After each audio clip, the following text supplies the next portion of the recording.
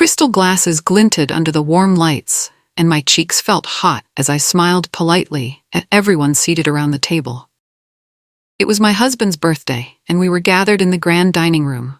My mother-in-law rose from her seat, lifting her wine glass with theatrical grace. "To my wonderful son," she began, voice ringing with fake cheer. "A man who has thrived despite distractions and gold diggers," she said, glancing at me to make sure it was obvious she was referring to me. The hush that followed was deafening. A couple of people coughed, others exchanged uneasy smiles, unsure if she was joking or insulting someone directly. But I felt every syllable hit me like a slap. Heat flooded my face, and my hand froze around my own glass. My mother-in-law's lips curved into a thin smile as she clinked her drink against her husband's. Her gaze flicked over me with triumph, as if daring me to react. My husband sat beside me, jaw clenched. Under the table, he found my hand and squeezed it gently. "She's gone too far," he whispered. Anger simmered inside him. Usually he tried to smooth things over, but I could feel his fury. I pressed my lips together. My heart pounded. The toast ended, but the damage was done. My husband leaned closer and murmured, "I can't let her get away with this." Later that night, after the guests trickled out, I locked myself in the guest bedroom to catch my breath. My phone buzzed nonstop with texts from friends. "What was that about?" And, "Are you okay?" Each message reminded me of that humiliating toast. My husband found me pacing back and forth. "Let's leave," I said. My voice shook with anger and embarrassment. "I can't stand being under the same roof as her." He hesitated, running a hand through his hair. "If we go now, she'll say you're being dramatic," he warned. "You know how she twists things." A tear slipped down my cheek, but I forced myself to steady my breathing. A moment later, we confronted my mother-in-law in the study. She sat on the couch, flipping through social media on her phone like nothing had happened. My husband's voice was taut. "You insulted my wife in front of everyone." She feigned innocence, batting her eyes. "I was only joking," she said sweetly, as though nothing was wrong. I wanted to shout, but I remained silent. When we stepped back into the hallway, my phone chimed. She had posted party photos with the caption, "Our family is everything." Tagged me right there, adding heart emojis. My stomach twisted as I read her smug post. This fight was only beginning. My mother-in-law's invasions began a few days later.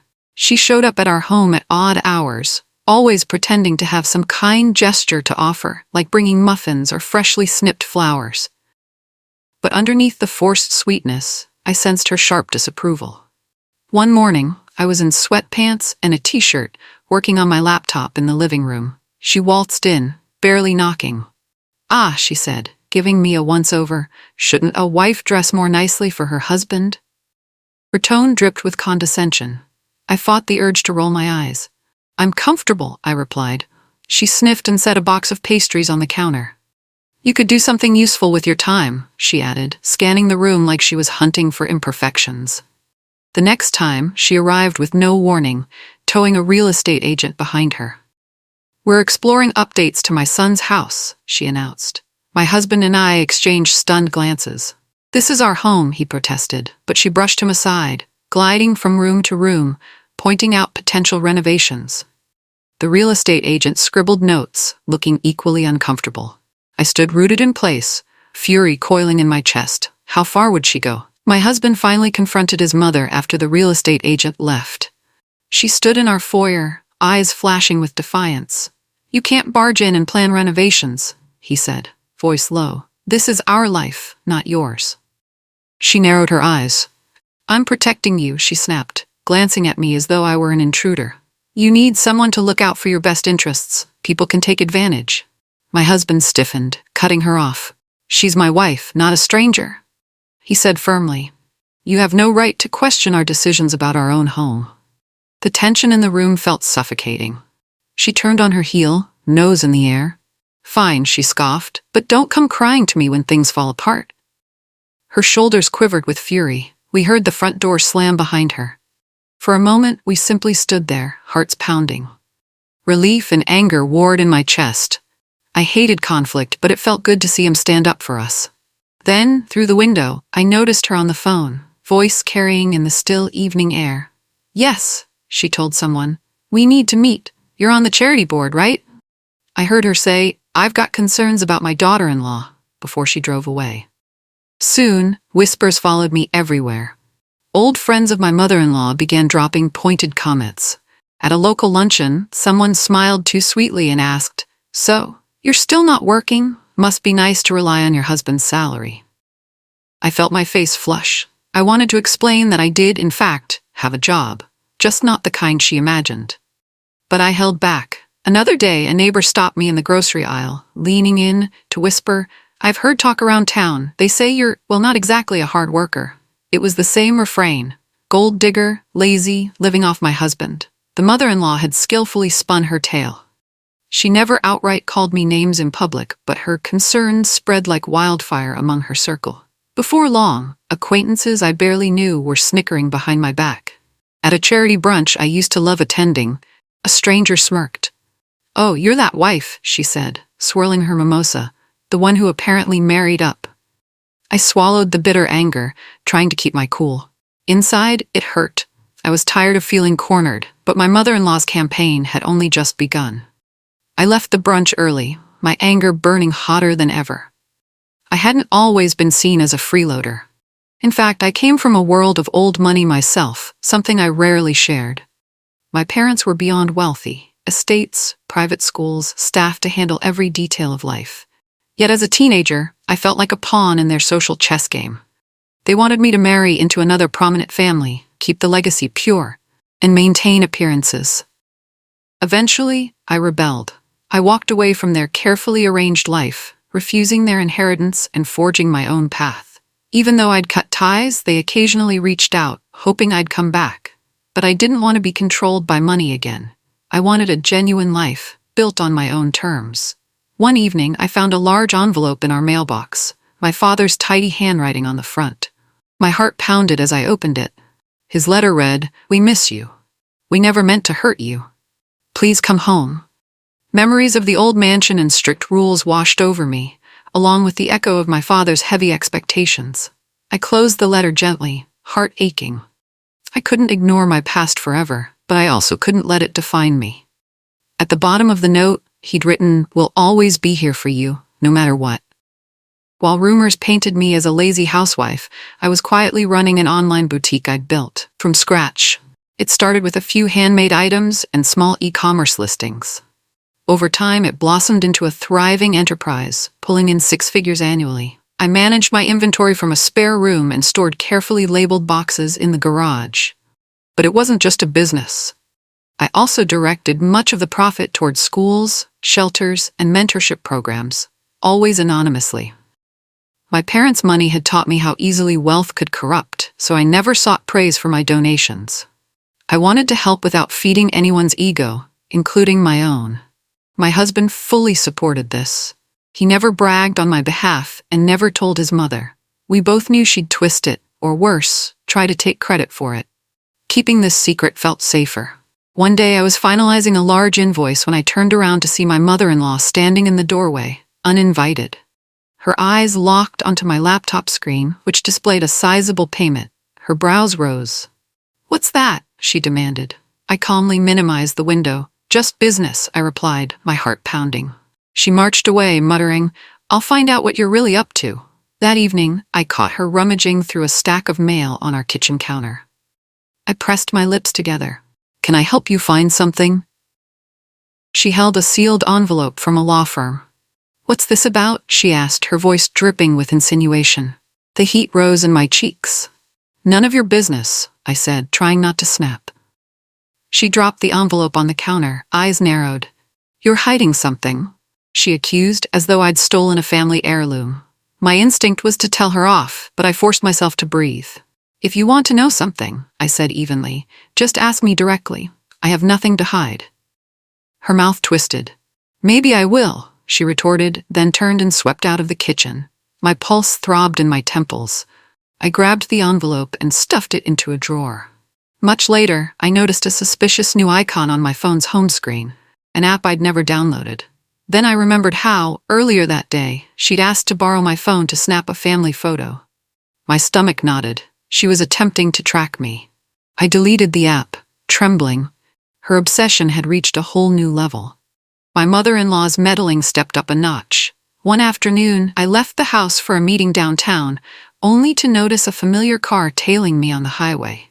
I tried switching lanes, but it kept pace. My heart hammered when I recognized my mother-in-law behind the wheel. I arrived at a sleek, glass-walled building, a private school's administrative office.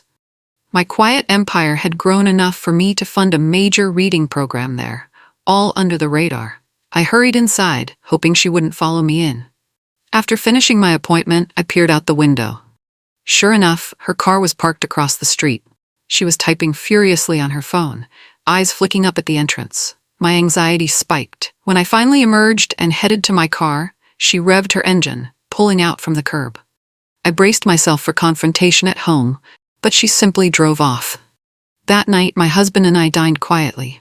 Halfway through our meal, she barged in, ignoring our shocked faces. "What business did you have at that fancy school?" she demanded. I bit down on my frustration. "None of yours," I said, focusing on my plate. She stomped off, vowing, "I'll uncover your secret, one way or another." The next day, my mother-in-law threw a small get-together at her house, inviting members of a local charity board and a few socialites. As they sipped tea in her living room, she casually dropped the topic of the Harrington Trust. She mentioned overhearing about a big, philanthropic group tied to that elite private school. "Oh, the Harrington Trust," one woman chimed in excitedly. "They're old money, practically American royalty. Rumor has it they pour millions into exclusive projects. Very hush-hush, though." My mother-in-law leaned forward, eyes gleaming. "Interesting," she said. "I think someone I know might be involved with them." She side-eyed me in a telling way, but I just sipped my tea, feigning indifference. Back home, she cornered me in the hallway. "So," she prodded, "are you acquainted with the Harringtons? I'd love to know more." Her tone was sweet, but I recognized the steel beneath. I forced a polite smile. "What makes you think that?" She gave a little laugh. "Just a hunch," she said, though suspicion burned in her eyes. I turned and walked away, refusing to engage. Late that night, she was on her laptop, quietly searching for any mention of me and the Harrington Trust. "She's up to something," I heard her mutter. A few days later, she arrived unannounced again, claiming she'd left a casserole dish in our kitchen. I was upstairs, but heard her rummaging through drawers. By the time I came down, she was holding a thick envelope addressed to Camille Harrington. She spun around, eyes blazing. "Harrington?" she demanded. "Why do you have mail for a Harrington? I thought your name was—" She stumbled over her words, suddenly confused. I forced a calm demeanor. "Hand it to me, please." My heart thumped. That envelope contained legal paperwork I'd requested from my father's firm. It spelled out everything about my inheritance and trust funds. If she opened it, she'd see my full identity. She clutched it another second, scanning the front, then flung it onto the counter. Without another word, she stormed out. I exhaled shakily, relief and dread mixing in my chest. Hours later, I glimpsed her searching online again for the Harrington Trust. She scrolled through photos of lavish galas, focusing on pictures of Charles Harrington, my father, alongside younger women. None of them were me, but she clearly suspected one might be. I heard her whisper, "She's got a sugar daddy in the Harrington Trust, and I'll prove it." At a small family gathering the following week, she chose her moment to confront me. She cornered me near the dining table while a few relatives chatted nearby. "So," she said, feigning concern, "you've been quite secretive lately. Fancy private schools, confidential errands. Are you sure you're faithful to my son?" I nearly dropped my drink. "Excuse me?" I asked, voice shaking. She offered a sweet, condescending smile. "Oh, I just worry you might embarrass him, spending time with powerful men at that Harrington Trust." Before I could respond, my husband walked up, catching the tail end of her insinuation. "What's going on?" he asked, arms folding over his chest. She shot me a smug look. "Ask your wife," she said, "about her hush-hush dealings. She's far too close to those wealthy donors." He narrowed his eyes. "You think she's cheating with someone from the Harrington Trust?" My mother-in-law pursed her lips. "I have reason to believe," she began, but he shook his head with a laugh. "Mom, you have no idea what you're talking about." Fury flared in her eyes as she realized he wasn't buying her story. She turned back to me. "Careful," she warned. "You're walking a very dangerous line." She spun on her heel, whispering, I'll expose you soon enough. After that confrontation, I noticed the social freeze intensifying. I was quietly dropped from charity committees I'd once volunteered with, and I stopped receiving invitations to events. People who used to greet me warmly now offered tight smiles or avoided me altogether. It hurt, but I refused to grovel. My mother-in-law was whispering that I had a secret lover in the Harrington Trust, that I was siphoning money into suspicious projects. The rumor gained traction, especially among her circle. I stayed focused on my boutique, trying to ignore the gossip.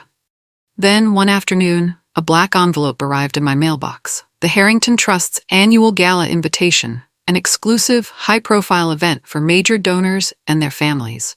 My heart raced as I read it. I'd avoided the limelight for so long, but it seemed inevitable now. Later, I overheard my mother-in-law bragging on the phone to a friend. I might be invited to a Harrington Trust gala if I keep impressing the right people, she boasted. She sounded hungry for that sort of status. I tucked the invitation into a desk drawer, pressing my lips together. I knew it would change everything once we both attended that gala. I whispered to myself, she wants the truth, she'll see it. Loud and clear. I called my father later that night, my hands shaking slightly as I held the phone. We hadn't spoken much since I'd married, though I knew he followed my life from afar. When his warm voice answered, tears pricked my eyes. I explained that I'd been keeping my name private, that my mother-in-law spread rumors I was a gold digger, and that she believed I was sneaking around with someone from the Harrington Trust. Dad, I said, heart pounding, I think it's time to clear the air. He sighed, voice heavy with concern. I never wanted you to face this kind of slander, he said. I just wanted you to be happy. If you need me there, I'll come. I breathed out a shaky sigh of relief. He agreed to attend the gala. We can make our family connection public, he said gently. I could almost see his protective gaze, the same one from my childhood.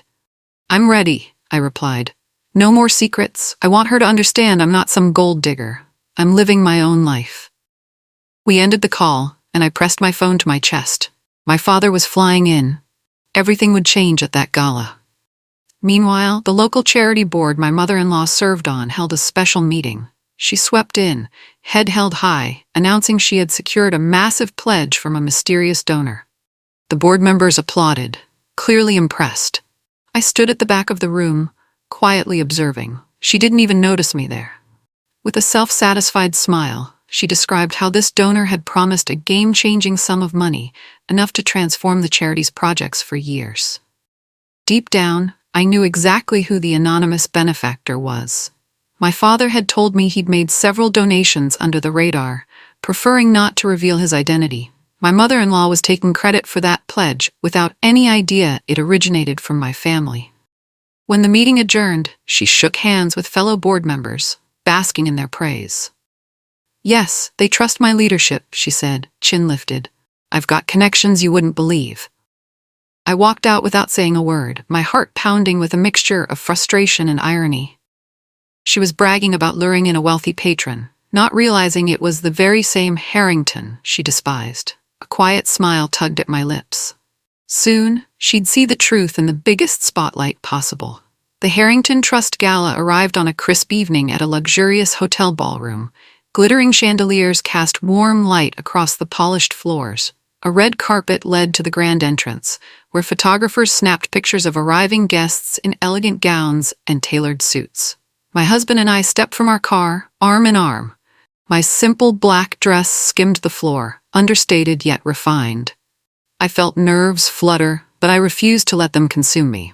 This was my world, technically, though I'd avoided it for years.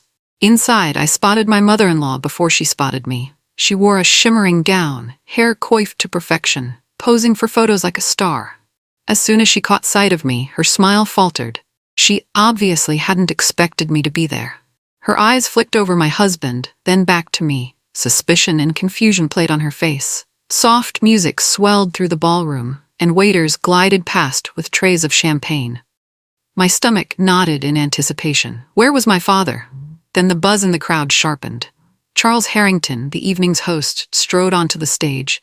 My mother-in-law's head snapped up, her expression shifting. This was the man she believed I was sneaking around with, or at least connected to. A hush fell as he tapped the microphone, smiling. "Welcome," he said. "Tonight is special." My father scanned the crowd, eyes flicking toward me with pride. I made my way forward, heart pounding so loud I could barely hear the murmurs around us. Cameras flashed, capturing every moment. My mother-in-law stood near the front, face tense. "Thank you for joining us," my father began. "The Harrington Trust has supported numerous causes over the years, but tonight is personal for me.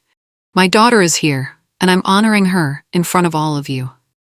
Gasps rippled across the ballroom. I could almost feel everyone's eyes turn in my direction. My mother-in-law stared at me, confusion etched across her face. A faint tremor ran through her posture. He extended a hand, inviting me on stage. My throat felt dry, but I took his hand. "My daughter, Camille Harrington," he said clearly. "For too long, she has been judged and slandered by someone in this room who failed to realize she was simply living her life under a different name, her married name."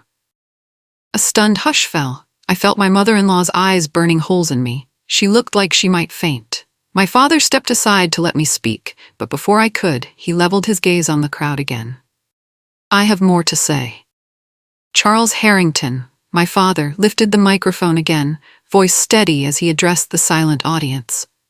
"I learned that a certain board member of a local charity has been whispering vile rumors about my daughter," he said calmly, "accusing her of being a gold digger or worse." My mother-in-law's face turned deathly pale. People glanced her way, murmuring. She looked trapped, eyes darting side to side.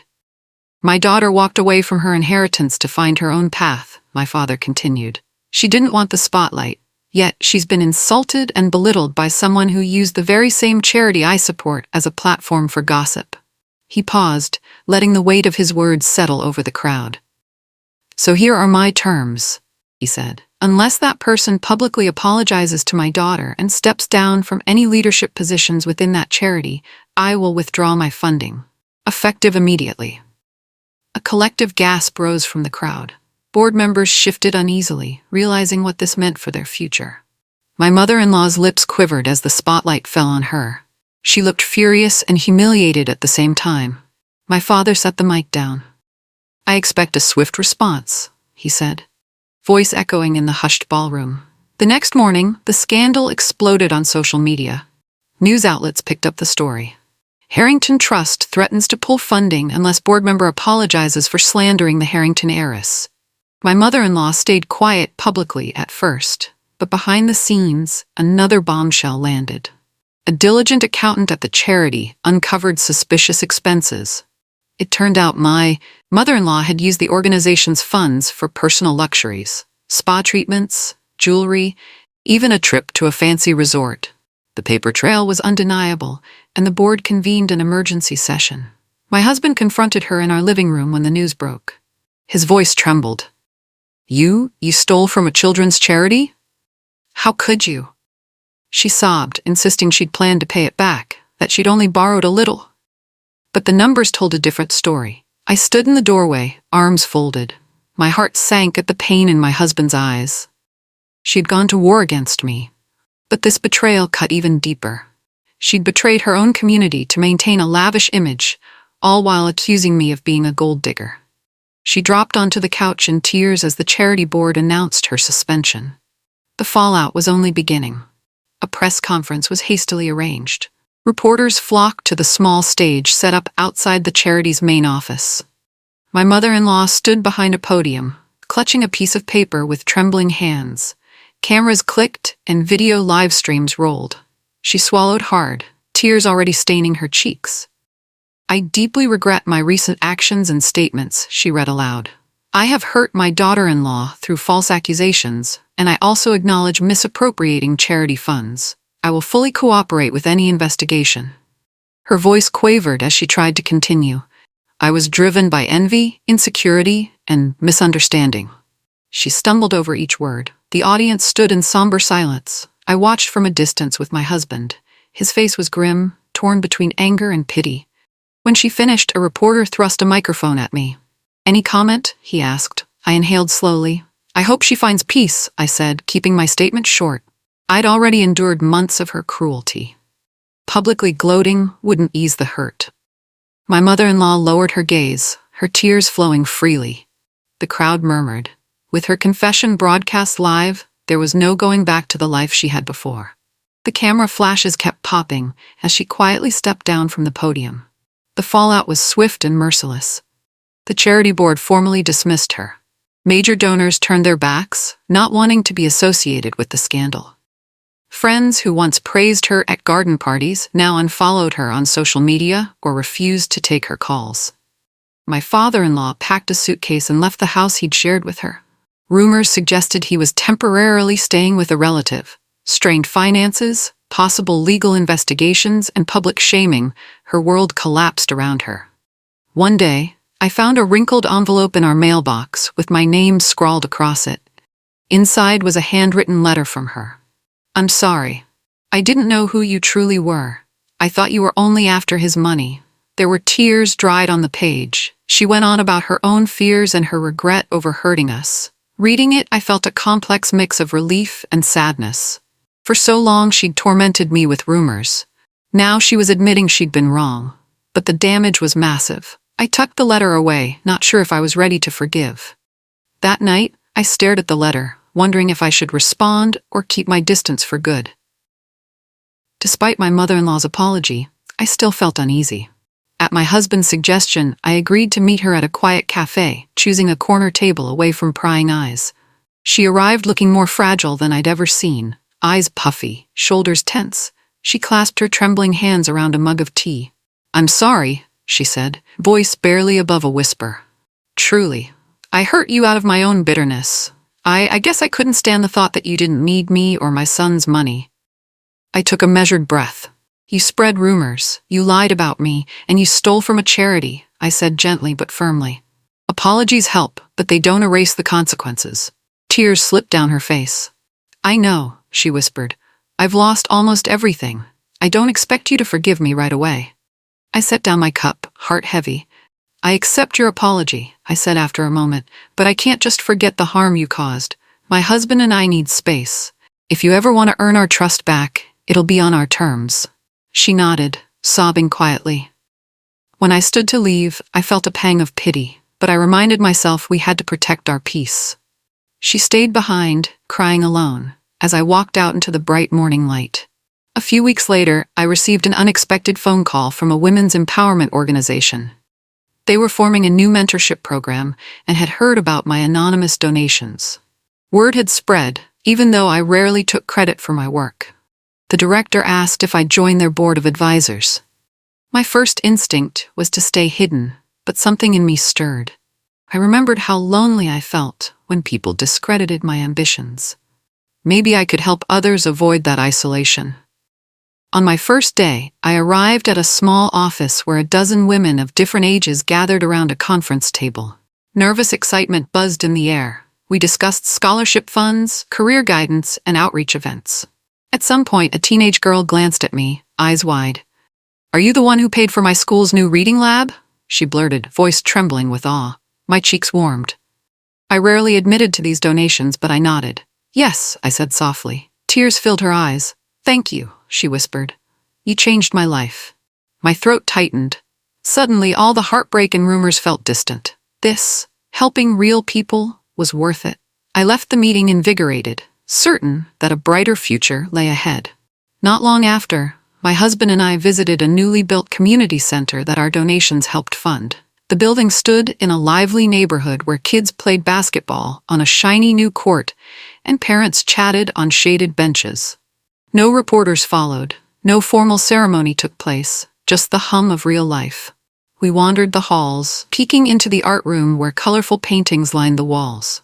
A small brass plaque near the entrance read, "Donated by Harrington Family Trust."